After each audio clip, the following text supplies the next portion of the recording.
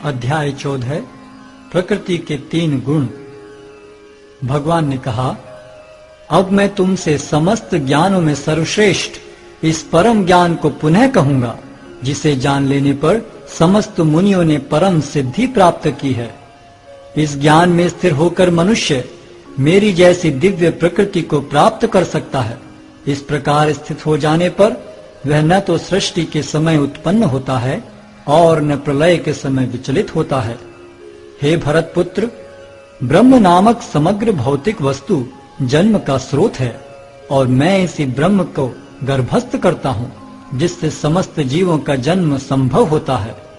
हे कुंती पुत्र, तुम यह समझ लो कि समस्त प्रकार की जीव योनियां इस भौतिक प्रकृति में जन्म द्वारा संभव हैं और मैं उनका बीज प्रदाता पिता हूँ। भौतिक प्रकृति 3 गुणों से युक्त है। ये हैं सतो, रजो तथा तमोगुण।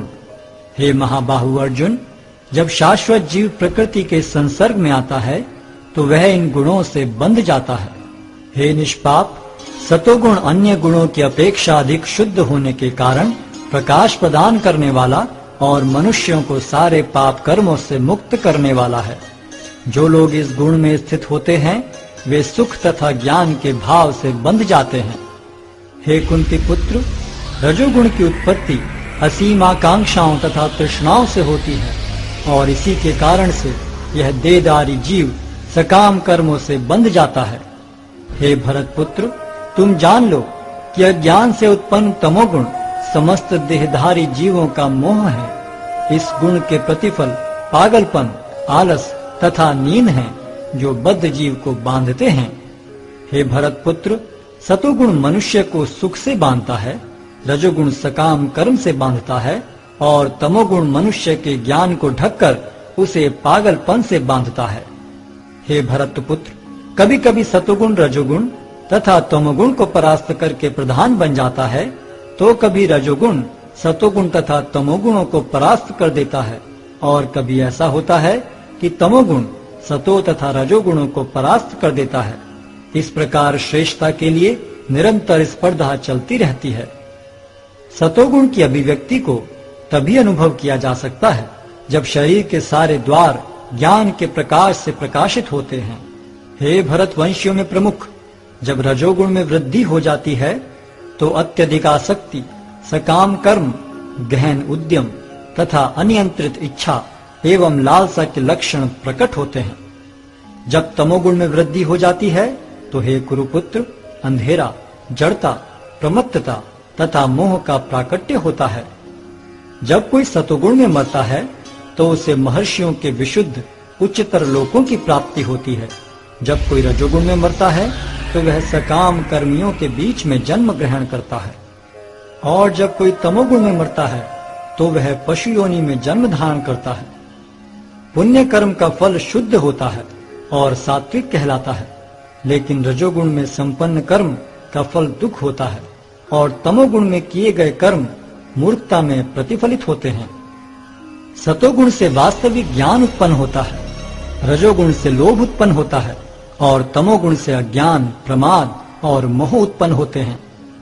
सतोगुणी व्यक्ति क्रमशः उच्च लोकों को ऊपर जाते हैं, रजोगुणी इसी पृथ्वीलोक में रह जाते हैं और जो अत्यंत गर्हित तमोगुण में स्थित हैं वे नीचे नरक लोकों को जाते हैं।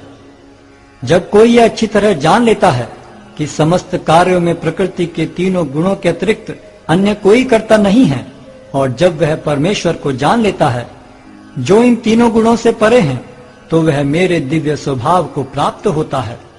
जब देहधारी जीव भौतिक शरीर से संबद्ध इन 3 गुणों को लांघने में समर्थ होता है तो वह जन्म, मृत्यु, बुढ़ापा तथा उनके कष्टों से मुक्त हो सकता है और इसी जीवन में अमृत का भोग कर सकता है। अर्जुन ने पूछा, हे भगवान, जो इन 3 गुणों से परे हैं वह किन लक्षणों के द्वारा जाना जाता है? उसका आचरण कैसा होता है और वह प्रकृति के गुणों को किस प्रकार लांघता है? भगवान ने कहा, हे पांडुपुत्र, जो प्रकाश, आसक्ति तथा मोह के उपस्थित होने पर न तो उनसे घृणा करता है और न लुप्त हो जाने पर उनकी इच्छा करता है, जो भौतिक गुणों की इन समस्त प्रतिक्रियाओं से निश्चल तथा विचलित रहता है, और यह जानकर कि केवल गुण ही क्रियाशील हैं, उदासीन तथा दिव्य बना रहता है, जो अपने आप में स्थित है और सुख तथा दुख को एक समान मानता है, जो मिट्टी के ढेले, पत्थर एवं स्वर्ण के टुकड़े को समान दृष्टि से देखता है, जो अनुकूल तथा प्रतिकूल के प्रति समान बना रहता है, जो धीर है और प्रशंसा तथा बुराई, मान तथा अपमान में समान भाव से रहता है, जो शत्रु तथा मित्र के साथ समान व्यवहार करता है और जिसने सारे भौतिक कार्यों का परित्याग कर दिया है, ऐसे व्यक्ति को प्रकृति के गुणों से अतीत कहते हैं। जो समस्त परिस्थितियों में अविचलित भाव से पूर्ण भक्ति में प्रवृत्त होता है, वह तुरंत ही प्रकृति के गुणों को लांघ जाता है और इस प्रकार ब्रह्म के स्तर तक पहुंच जाता है। और मैं ही उस निराकार ब्रह्म का आश्रय हूँ, जो अमर्त्य, अविनाशी तथा शाश्वत है और चरम सुख का स्वाभाविक पद है।